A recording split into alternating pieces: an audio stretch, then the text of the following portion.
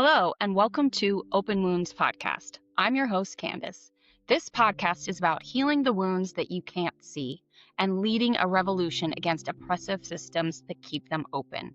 We're going to talk about really practical tools for managing complex PTSD, as well as dive into relevant current day topics that make healing a daily practice. You can follow us at IG at Open Wounds Podcast or watch on YouTube at Open Wounds Podcast. Please rate, review, like, subscribe, all the things, and enjoy this week's episode.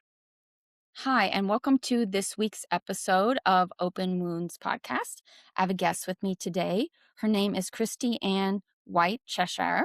She is a veteran of the Australian Army. I want to preface that Australian military for those of us listening in the States. And then she has a nonprofit organization she started for women who are leaving the military called Novus Iterum, Your Growth Compass. I hope I said that right. Welcome, yeah. Kristy. Hello, thank you very much.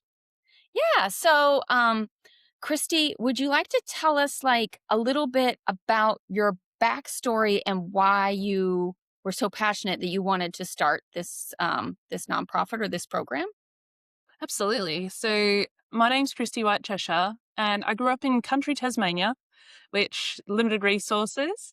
I have 3 siblings and went to some very small schools. I joined the Royal Australian Navy at the age of 19, and it was my 3rd attempt at entering. And I served for 14 years, reaching the rank of Lieutenant Commander and filling the role of Operations Officer in submarine warfare. Wow. Throughout my entire career, it became clear to me that there's gaps, both in the way that the military and the civilian side were treating and helping people, especially with dealing with Department of Veteran Affairs for people that were getting out. So I decided to combine those with my experience to create Novus Iterum. And Novus Iterum is Latin for new again. And I chose that because of kintsugi, which I don't know if you've heard of it, is the Japanese art of repairing broken pottery with gold. So that rather than hiding the damage in the flaws, it's embraced as the object's new history with beauty, and it makes it stronger and more beautiful than it once was. So I believe that, like that, all of our experiences help shape us to where we are now. And the other half of the name, the Your Growth Compass, is indicative of what I do. So it's not one size fits all. It's tailored to you to sort you. And growth being it's an expansion or advancement, whether it just be education or whether it be help and support, and then compass, guiding you in the direction that you want to and need to go, providing you with the resources and that bridge between the health system and yourself and your providers and your treating team. Yeah, that sounds very similar to what a lot of our veterans here deal with when they're coming out of being either enlisted or their time is up and they decide not to re-enlist. There's a lot of holes in the system, a lot of trauma that happens while they're enlisted and when they're, if they're having to do active combat. But then when they get out and they're trying to navigate the system, it's not always super user friendly. So since I don't know much about the Australian military, can you talk a little bit about what you were finding as you had left the military and where your frustration points were and where you were like, okay, this is not good. We need to work on fixing this or improving this system? A lot of the things that I came across were internal for myself, in that I went from having essentially a Navy-issued family and team and supports. I had a role to fill every single day. I knew what to wear. I knew where to go. And then suddenly, with my medical termination, it was very much a case of don't come to work. You stay, you look after yourself. And so, and do what? Go where? See who? And it became that path of I didn't want to get out of bed in the morning. I was just inconsolable in terms of now what? This is my whole life. This is my whole identity. And it's just about to end. The process for me to leave the military took 8 months, which is quite quick in a lot of cases. And during that time, I had what I thought were a lot of friends that I thought I could lean on and that thought I could spend time with and catch up with, but everyone was so busy. Mm, And that busyness, that same busyness that I had loved, was now the thing that was keeping me from spending time with the people that I actually thought were my friends. And mm, now that I'm out and it's over 12 months, I can tell you that I talked to maybe 3 people that I still had in the military, despite having, 400 or whatever friends on Facebook and being able to, I could go anywhere in the country and have somewhere to stay. The, mm, the stark reality was that I became isolated because oh, pardon me, I wasn't on the same path as them anymore. I wasn't mm, striving towards that promotion, that goal, that next time that we sailed. And it was a complete shock to the system and the identity. So mm, combine that with having to be recognized to go on medication, which we were always told was weak and that you mm, shouldn't do, and being stigmatized within the organization for not being at sea and not performing the role that other people were that was so highly sought after, something that mm, I'd worked so hard for and that I was throwing away. So there's all of that stigmatized dialogue behind it that just became extremely challenging, mostly internally. And then the barriers of being going to specialists and they're just like, what do you want? What do you need? And you in that state are so heightened. I don't know. I don't know who I am. I don't know. It's like, well, what work do you want to do when you get out? I don't know. I don't know yeah, what work I could. How does submarine warfare translate to civilian life? So, yeah, yeah. That's a pretty big jump. I know a lot of people go into the military, at least here, because they want that sense of community and that sense of belonging and that sense of structure. Like a lot of kids who are coming out of the foster care system, for example, right? Because they didn't have a built-in community or family or support system. They're kind of like grasping for like, I need something, right? And so, especially when your identity becomes fused with your job, really, it becomes very difficult when you don't have that anymore to kind of as like a placeholder of like, who am I without this thing? Um, so that makes complete sense to me how you would feel really like adrift, and not to make, a sea pun, but you know, um, yeah, like it makes complete sense to me. And I also have heard like statistically the reason why we're friends with our coworkers is just because we're around them all day long.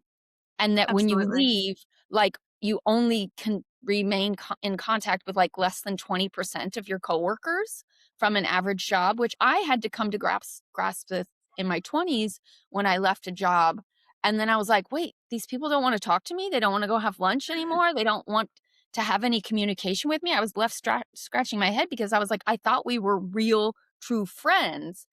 And now I'm realizing, no, it was just convenience. You were here, Absolutely. I'm here, we're stuck in this thing together, let's commiserate.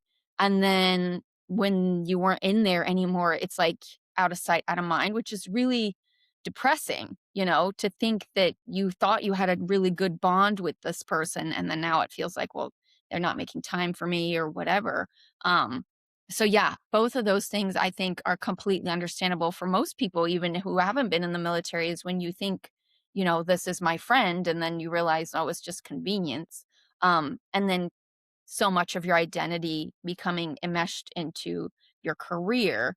So I'm assuming like you had to kind of grapple with that, and that was part of why, like, you started to feel depressed and anxious because it's like you're just kind of thrown into it versus somebody who's retiring in their late 60s, right? They knew this was coming, so you were kind of thrown out of the nest, so to speak, really quickly. Absolutely. That coming to grips with it was something that I wasn't prepared for. And I don't think the military did a very good job of Mhm. helping someone understand what that looked like. It was very much oh, okay, you can't serve our purpose anymore. Right. Just go to the side. We'll deal with you. We'll do the correct channels. But we're still going over here. We need to focus over here, which Yeah. the military officer part of me understood, but the individual person feeling emotions and thoughts was very much like, ooh, I was in here for 14 years. You've spent millions of dollars on my training, and now I don't matter. As in, the moment I stepped aside, I got told that I couldn't go on leave because I had an essential role. But the moment that I said, hey, I'm not doing well and I need some time, they went, yep, no worries. You stay at home. And they put someone in my role, this Oh, wow. irreplaceable role. And it just gets you feeling that you're just a number. And you're Yeah. right, people join for that discipline and that community. And it's one of the first things to go. The moment that you say, I need help or I'm not doing well, is it's like, Mm, oh, okay, yep, you're not following our goal or our plan or our values anymore. So you go over there mm. and we'll keep doing our mission. Yeah, it sounds like, I mean, most of capitalism and these type of systems use people as like a commodity. You're here to serve us, and when you no longer serve us, goodbye. It's very inhumane, and I think a lot of people would identify with that. Especially we saw during the pandemic, people saying, "Well, I've worked for this company for 20 years, or I worked for this company for 5 years, and I'd work overtime and I'd go in on the weekends, and then as soon as the pandemic hit, they tossed me out like the trash." Right? There's no severance, there's no support, there's no follow-up of rehiring you. So I feel like, this is something a lot of people have experienced where you become so bought into your role as the good employee, as the good soldier, as the good, team member.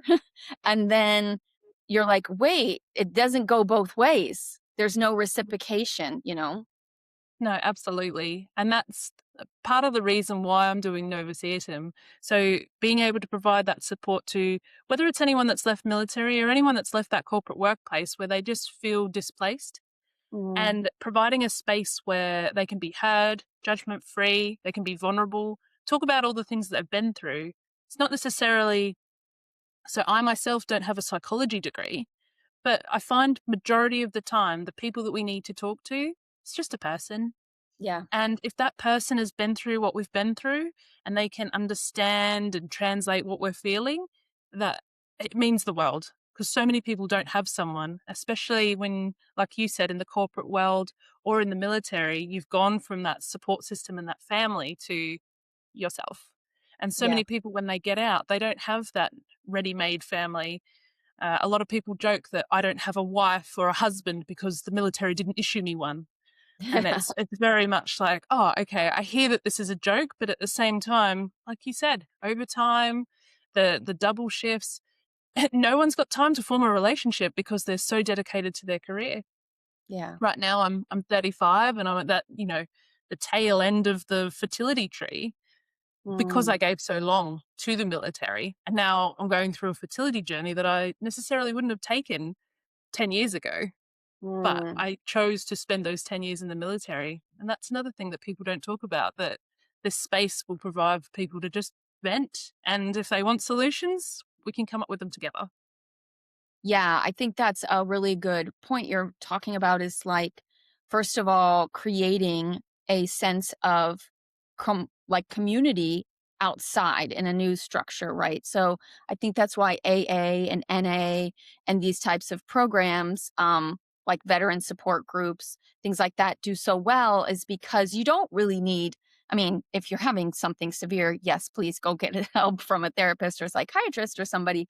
But on a day-to-day basis, like you said, just somebody sitting across from you, holding that space, listening and saying, I've been through what you've been through, like divorced mom groups or whatever. Like these groups do so well and they serve people so well because the understanding of we are here together, we've gone through this. Maybe I'm 3 steps ahead of you, or maybe you're where I was 2 years ago, right? I used to Absolutely. do community group or like a support groups a long time ago through church, which I don't do anymore, but there was a big component of like, this really helped people get through things, right? And maybe they didn't stay in the group for forever, and maybe it was just a period of time, or maybe they grew and then they became group leaders because they felt, how like that was a reciprocation that they were getting from the group. But I really think that creating that support. And then the second thing that you were talking about is specifically with the military, at least here, it's set up in a way to isolate you from your community, to like we see the spouses are left here on base to raise the kid while the other person that's enlisted is gone for 6 months. Like, I had a professor when I was leaving college, when I had thought about joining the US Navy, and he goes, I would never recommend it to you because you have a kid and you have a husband." And he's like, "You'll never see them. Your marriage will fall apart and your kid will resent you because you'll be gone all the time." Right? So it's fine if you go in and you never get married and you never have a kid, right? Like, I'm not saying that this isn't something that people should do. I'm just saying it's inherent in the structure that you can't maintain those connections to your community and to a spouse or somebody because it's constantly pulling you away, pulling you away, pulling you away. The burden on the support people around that military person is something that is completely unsung. Yeah. Uh, like you said, going away for extended periods of time, that person's there, they're at home, they've got their schedule, they'll take the kids, they'll do whatever the kids need. And then that military person just pops back into their life Mhm. and they're there for, could be a week, could be a few days, could be a month, could be a year, but the whole household readjusts and you're Mm. essentially getting to know and fall back in love with that person, Yeah. which can feel so isolating and distant for the Mm. couple themselves, let alone the relationship with parents and their children. And that there's such a shift and a change in the mindsets of everyone involved. It's just so influencing and so impacting. Yeah, I mean, in the future, in a new world, I hope that these systems change to where this isn't the norm to keep separating parents from children, that they can come up with a system where the deployments are shorter or whatever they need to do. But I don't have I'm not holding my breath at this point. Um, but so you're creating this program, and you mentioned navigating the medical system, which I know that's difficult just on a regular basis for most people. So, is it because the Veterans Affairs in Australia have their own medical process, or is it just generic doctors? Or so, can you talk a little bit more about that? So, when you're within the military, we have military doctors that you'll go and see, military dentists. But then when it comes time to get out, don't get me wrong, when you're in, if you need specialist treatment, they'll refer you out. But when Mhm. it comes time to get out, you then have to transfer all of that care to an external provider, to a civilian general practitioner. Mm. And they get your file. They may or may not be familiar with how the Department of Veterans Affairs operates. And Mm. if they aren't, that process can be extremely jarring for an individual. The one of the questions that they say is that, "Oh, does your practitioner know and understand DVA?" But with the limit of general practitioners and availability, it's very hard to find someone that's familiar with the process, dealt with it, used it. And then a lot of that pressure comes back to the member, the person discharging, going through all this distress that's then required to educate their doctor at the same time to go, "Oh, no, we need to fill out this form so that this form can go to this organization so that I can get the Mhm. support I need." And the doctor's like, "Oh, okay. Yeah, yeah, no worries. All right, I'll do that for you." But so Mhm. much pressure gets put on that member where it's just too hard and they just don't worry. So there's so many things that they could be eligible for or entitled to that it's just too hard. So I just won't. Yeah, I think that there was, when I was doing social work, I had a role where basically I was a parent advocate because so often these systems are so difficult to navigate. They're almost intentionally frustrating, I think, on some level. I think at some point I'm like, this is ridiculous. You're just giving us roadblock after roadblock. And you really needed somebody to cheer you on, to kind of like, we can do it. I'll help you. Let me get you the form. Yes, we already Yeah. filled it out and submitted it. We're going to submit it again. Um, but I do think, it's it's overwhelming. Like you said, you're already dealing with this loss of support, this loss of community, and now you've got like a full-time job of just navigating a medical system. And so many of like what I see, at least here, is like your specialist doesn't talk to your GP and your GP doesn't talk to your this person. And if you have more than one specialist, nobody's communicating, and then you're transferring files, and then they're like, "Well, why did that doctor do that to you? I don't think you should be on this medicine." And it becomes like, instead of working together in unity for the best outcome for the patient, it's like an ego thing and a bouncing you like a ping pong ball. And so I completely understand how frustrating that would be. So is that part of the program where you help the people coming to you? Absolutely, yes. One of the strong passions or the strong drivers behind this is that continuity of care. As you Mm, just mentioned, you go to someone, you tell your life story, and they go, "Oh, okay, I think you need X." And you go, "Okay, thank you very much." And you go to the next person and they go, "Okay, tell me your whole story." It's like, yeah. I pretty much just told them, did they write you any notes, anything in the referral? Oh, yes, they did, but I want to hear it from you. And Mhm. that series in itself, if you're talking about mental health, can be entirely re-traumatizing. So it's like, Yeah. oh, I see here on your file that you've got a couple of conditions. What are they from? It's just like, do I bring Mm, up sexual assault? Do I bring up the other things that I've been systematically forced to within my service or within my workplace that I necessarily didn't want to talk about?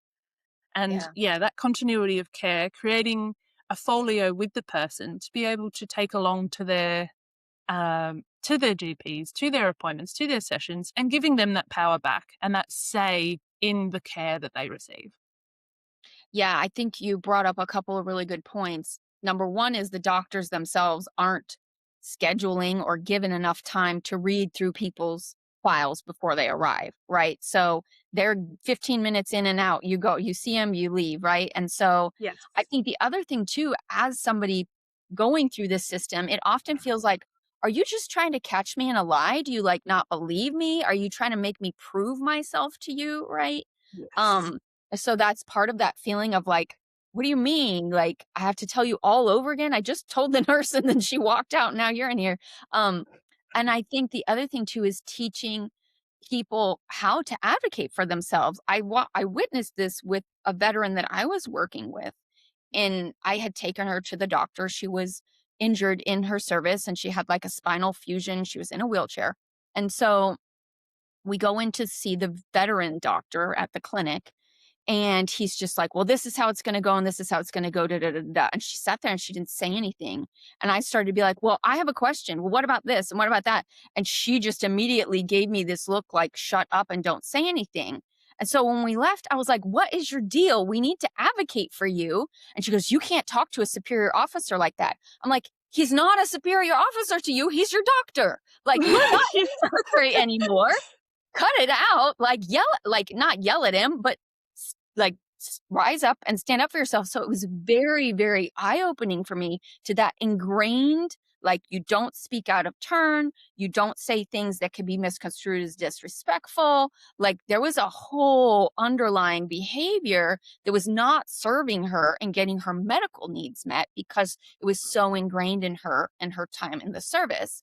And so I can see how, even if you haven't been in the service, the doctor is kind of like on a pedestal. So in order to have these difficult conversations, you really have to kind of like get your courage up to be like, I don't agree with this. The other doctor said this to me. Like, it is very, very hard, especially if you're like in a state mentally where you're already kind of like, I don't feel good and I'm sad and I was crying in the car on the way here. Like, all those things that we can be experiencing. So do you have any things that you've found that work really well that you've been able to help people embody and like put into practice as they're talking to their practitioners?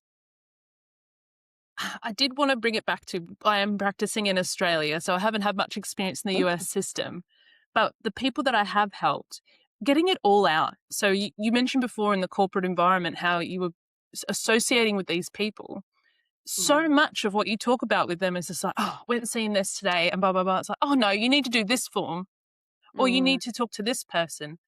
And just providing that ear to have someone go, oh, I went to see the GP today and they said I need to do X, Y, Z. And it's like, oh, okay. Is that what you want? Is that what you feel like you need? How did Mhm. hearing that resonate with you? Because so often they'll go, oh, they told me I have to go on medication. It's like, okay, what's your feeling about medication? Is Yeah. that something that you want to do? Do you want to explore another option? Which, Mhm. like you said, that GP's in that position of power and challenging that power, it just taps into underlying values Mm. and things that have been ingrained to us through service or through life. So Yeah. being able to just ask people that question is like, is that what you want? And so often people go, uh, I, I, I don't know what I want. No Yeah. one's ever asked me that before. So Mhm. that's how I work with people. Whether they email me and it's all private and confidential, We'll get all the information out, put it all together, and we'll essentially be their case manager. And it's That's like, amazing. okay, let's go through each thing. How are you feeling about this? How are you feeling about that? What kind of medications are you on? Oh, I've been self-medicating with supplements. Okay, that could Mhm. be concerning. What do you Yeah. feel like your body's lacking that's making you go and take these things? It's like, oh, well, I'm trying to boost my energy. Okay, well, how much Mhm. sleep are you getting? I was like, oh, 3 hours a night. Okay. Maybe Yeah. we deal with the sleep first and then we go.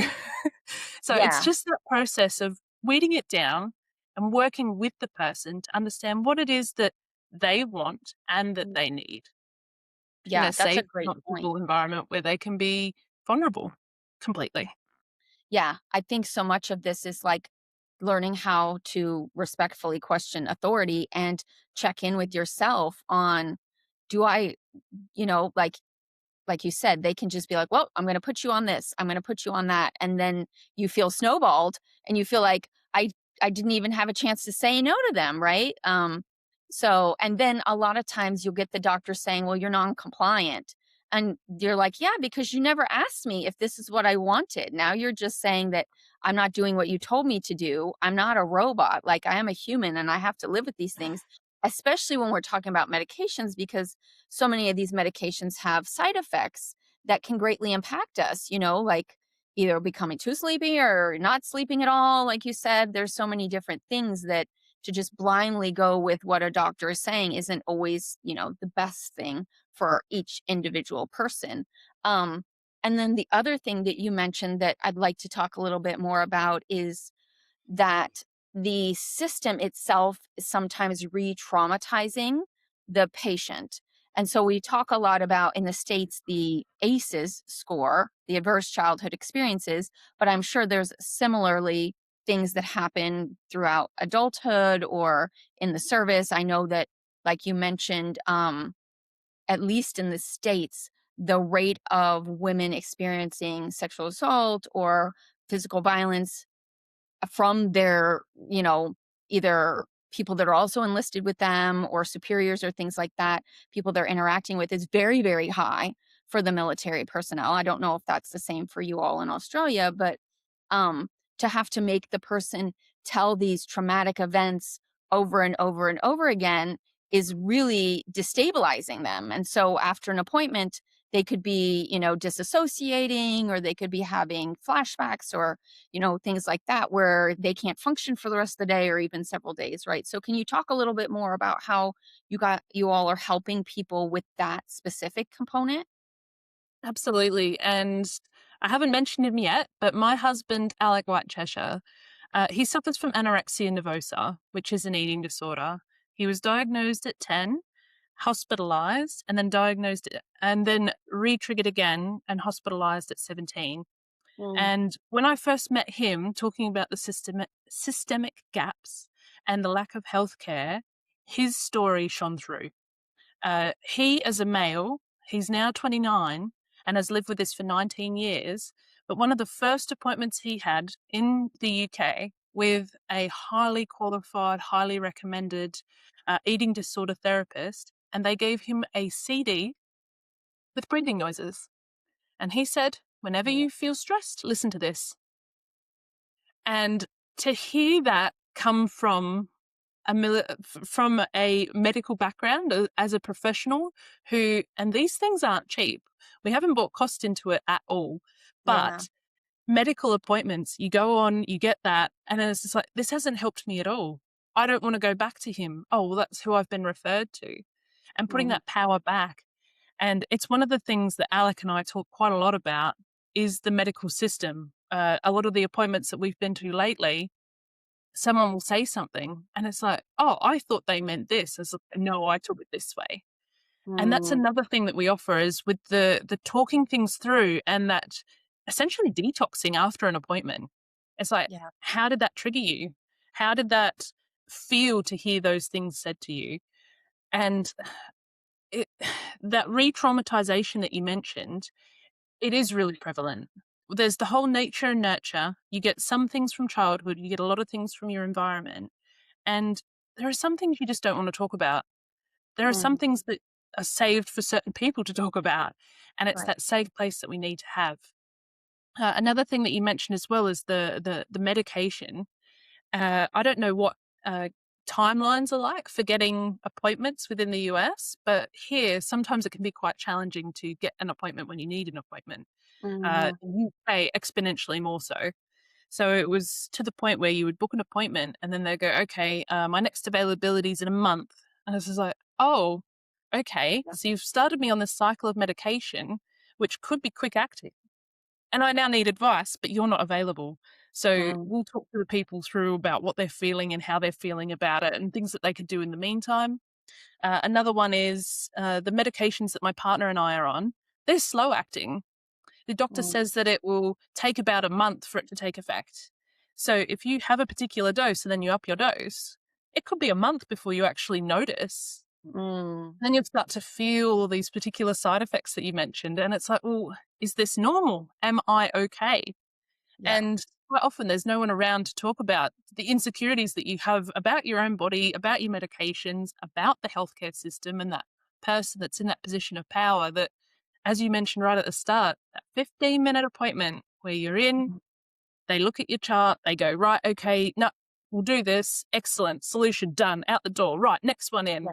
Like, okay, they don't have the time or the care to be able to offer you, but you do because you're Yeah. what matters to you. Yeah. That's absolutely true. I even had at one point a doctor where I was dealing with an issue and he put me on the medications that he could prescribe me and it wasn't fixing anything. And he goes, "I just have to be honest with you. When we are going to medical school, we are trained there's a problem and there's a pill. That's it." He goes, "That's all that's this entire scope of my medical education is that you have a problem and you find a pill and that's the solution." And I'm Yep. like, "That's bananas that you went to school for 8 years and you're not talking about, like you said, stress or diet or exercise or home environment or environmental pollutions, or there's so many different things that can impact us. And I know, at least here, if you want to see a naturopath, somebody that will give you a full 30 minutes to an hour in their office and will look at all those things, it's not covered by insurance. It's out of pocket. And it's like $350 per session, right? And then you have Yep. to come back to follow up. And so you're looking at like at least a grand by the time you actually get on any kind of regiment with this person. And oftentimes the things they're recommending are also not covered by insurance, like supplements or acupuncture or things like that are more holistic treatments. Um, so yeah, I completely understand. And I've never been in the military. And I'm like, I've been through many of these things that you're talking about. No, absolutely. And what you mentioned there is one of the reasons why performance enhancing drugs are becoming such an epidemic in most societies because people go, oh, I can get this myself and it does la la la. And it's like, well, it might do those things, but a lot of them are not monitored by the FDA for a Mhm. particular reason, or they're not as a registered drug that can be prescribed to you because of certain things. But so Right. many people are just like, I don't care. This is a cost effective solution where I don't have to go through the health system. And Mhm. if I just find someone that I can get that through, I'll be fine. Yeah. And Yeah. so often, you mentioned different therapies and things like that. There's not one solution fits all. There's not Right. just one magical pill that can fix whatever your ailment is. A pill that works for you might not work for me. And Mhm. that doctor's training is exactly that. It's just like, you have this, you get this pill. And it's just like, yes, but what about all of the medical Mhm. background that I have? And my history with stress might be different to yours. So the way that my body consumes it might be completely different. And there's Yeah. so many factors and so many things to consider that it really comes down to the individual. And I do understand that that's a lot of pressure to put on someone, which is why Mhm. we need vents and safe people to talk to and, like a case manager to go, okay, well, let's have a self reflection. It's just like, you've been on this for 2 weeks now. Have you noticed any difference? No. It's like, okay, well, do you think that's because of the medication? Do you think you're looking to the medication to give you that solution? Have you Mm. changed anything else? And it's like, well, actually, yeah, I've started going to the gym. This is like, okay. that is a positive habit, but you'd now be getting DOMS, so that delayed onset muscle soreness. You Yeah. would also be affecting your sleep because you've now introduced more exercise. Yeah. And it's so multifaceted and intersectional between all the different facets of our life that it's just so rarely ignored or not focused on. Yeah. That's absolutely true. And there's so much research on things like exercise and sleep and our food and how it affects our mental health, especially when we're talking about like it can feel very overwhelming. I had a doctor on who focuses in psychiatry and psychology, who's very holistic. And I said, when you start talking about your sleep and your food and your exercise and your water intake and your environment, it can become completely debilitating to somebody because you're like, this is too many things. These are too many things you're asking me to address and too many things to fix. So I think that's why a case manager is so beautiful because they have that kind of bird's eye view of like, let's break it down into baby steps. Like, what's the first baby step we want to take here? We'll do that for a week or two and then check back in. Is it working? Is it not working? Um, so I think that, yeah, it can be completely overwhelming for people when they're trying to get through this difficult time in their life because they're like, well, is it my sleep? Is it my food? Is it this? Is it that? Exactly. And we put so much pressure on ourselves that then we're increasing our stress, which is our cortisol, and that then affects us negatively as well. You'll find that you'll be staying awake because you're trying to think, oh, is it because I had that meal which has that in it? And I Mhm. found that a lot with Alec as well with his eating disorder. The way his mind works is absolutely incredible. But talking to him about the impacts that these things are having on him, and he's like, Mhm. exactly like you just said, there's so much of a burden, it's too hard. Yeah. And so I was like, I'll just not eat. There you go. That solves that problem. Or you get the other side of the coin, which is people become so fixated on all of those things that other things start to get impacted. It's like, right, Mm. I have to get 8 hours. I have to have 3 meals. I have to do these things. This is like, now your performance at work is dropping. Now your Yeah. family's being impacted because you're financially insecure. It's Yeah. infuriating. Yeah, it's very hard to navigate, and so I think that's why being able to sit in a room with other people who are going through the same thing, it kind of normalizes it, so you don't feel like because a lot of this, especially if you don't have anyone to talk to about it, you can start to feel like, "I'm just a freak, I'm weird, why can't I hack it? Everybody else is doing okay except me." And so if you can sit in that community and say, "No, we've all had these feelings or we experience this too and this is just part of the process to kind of like and it helps calm the person down to realize okay this is a marathon, it's not a sprint, there's no overnight solutions here, we're just going to take it day at a time and I have these people to rely on. I think that's part of people who have trauma, we need consistency. I was talking to my brother about this just the other day. I said, I feel like sometimes my expectations for my friends is a little unrealistic because I'm like, no, I need to check in every week. Like once a month isn't going to cut it. I want to talk to you. I need to hear how you're doing and I want you to hear how I'm doing. And so being able to create this environment for people to work through the trauma and the stress and the feelings that they're going through I think is so beneficial. Absolutely. No, thank you. I've recognized the gap and hearing stories similar to what you've talked about. That workplace that we had. So this is my experience. Obviously, focuses on leaving the military, but I'm not discounting anyone else's experience. When you're in that environment and you're having those regular coffees, those regular catch ups, you don't realize it, but you're actually venting about your day. You're Yeah. actually saying, "Oh, I talked to such and this happened, and oh my goodness, it's like, oh, I have to do this report, I have to do this, I have to do that," and you're getting it off your system. Mhm. Whereas once you leave, or even if you're at work and then you leave and you go home, the person that cops the brunt of it's usually your partner if you have one. But if you Yeah. don't have a partner, it could be your friends. It could be that your friends don't want to hear that, and then they start not messaging you as often, and now you've Yeah. isolated yourself, and now it's just you. Yeah. And that can be frightening.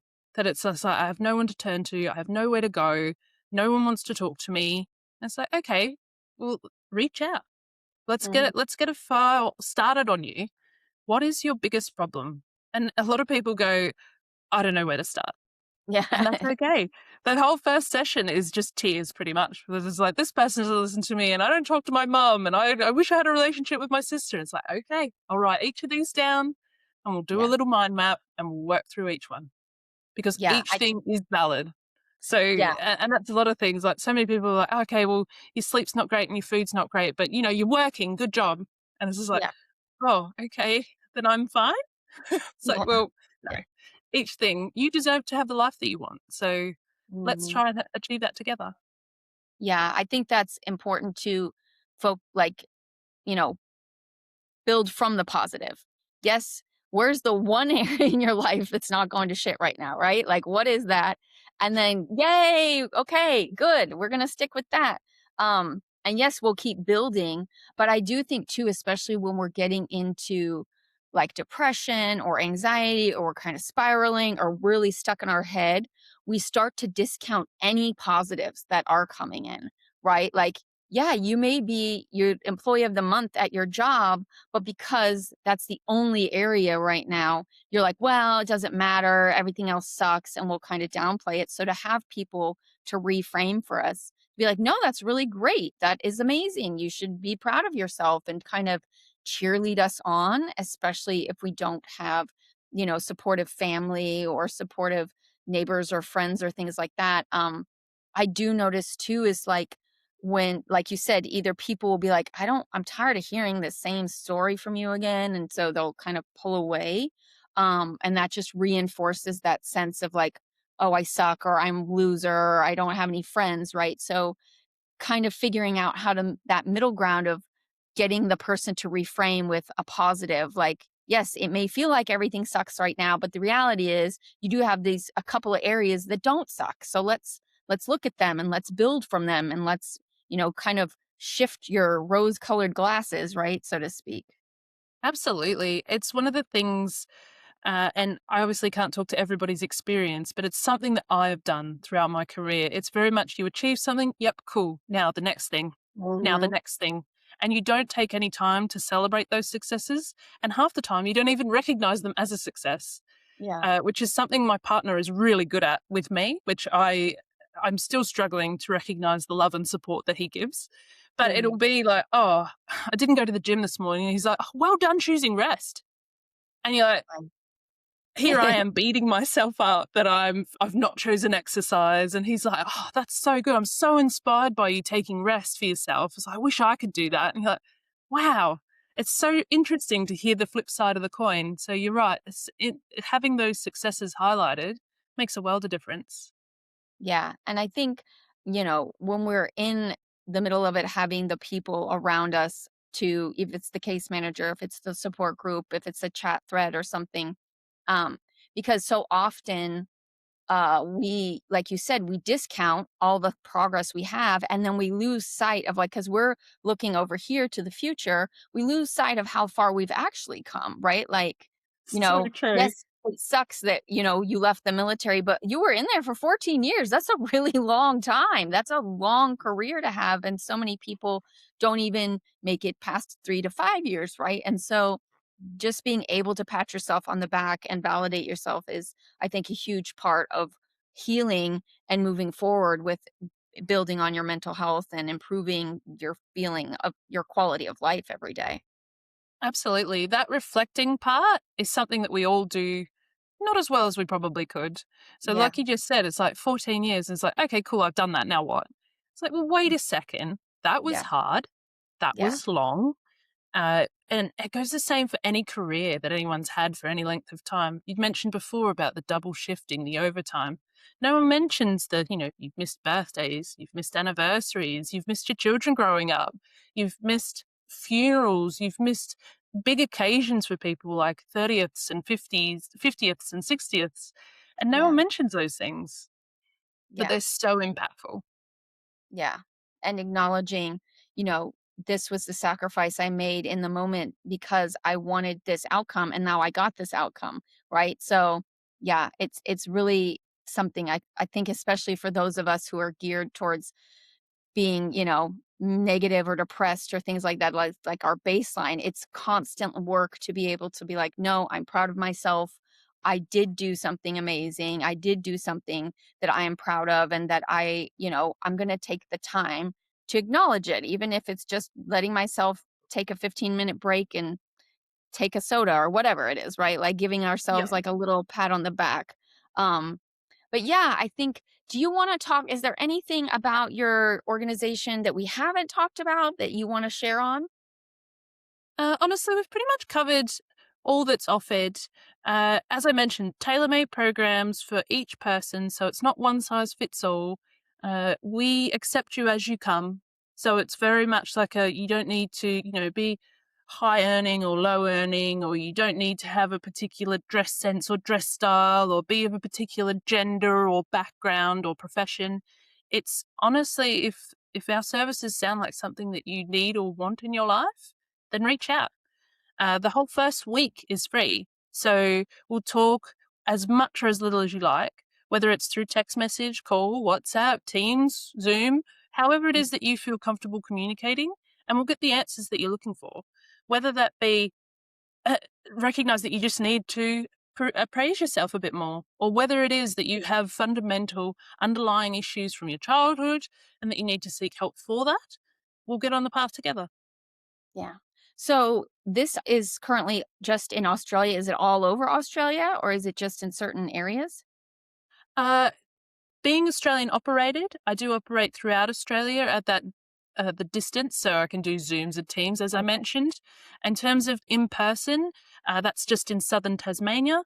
and if circumstances dictate, then I would travel the whole of Tasmania. But Tasmania is quite small; we only have Yeah. 650,000 people here. Okay. But uh, I do speaking roles and education roles as well. So I've had organisations request to come in and give a speech about, we have a new legislation that got passed about psychosocial hazards here, which are all Ooh. hazards within the workplace about bullying and the overtime and the workplace hours and fatigue and those sorts of key things that a lot of workplaces, because it's new policy, haven't taken into consideration. Mm, So being able to lecture or educate, pardon me, workplaces on those policies and on people, just to, yeah. open your eyes to just some of the things that we've talked about today, where you're like, oh, I actually didn't think about the stress that my worker or my employee is under because his daughter's just been diagnosed with XYZ and she needs this extra support Right. and those style things. So whether it's going into a school and giving a lecture or an education piece, whether it's working with children and offering them sort of supports and understanding their values and the things that they need as well. Yes, so predominantly in person in Tasmania, but I can travel and I'm quite happy to talk to anyone. And especially via message, it's no time out of my day to help someone feel better about themselves. Nice. Well, I'll put everything about your program and how to reach you in the show notes so everyone can follow. Do you have an Instagram or TikTok or any of those things? I do, yes. Novus Iterum YGC for Instagram, and then Novus Iterum Your Growth Compass for Facebook. I do have a website as well, which is www.novusiterum.com. And there's a form that you can fill out on there that will get in contact with me. I check the inboxes and messages every day, so I won't miss anyone. Awesome. Well, thank you so much, Christy, for coming on. I appreciate you sharing your time and your expertise with us. And thank you, everyone, for listening and watching. And we'll see you again next time. No, thank you so much for having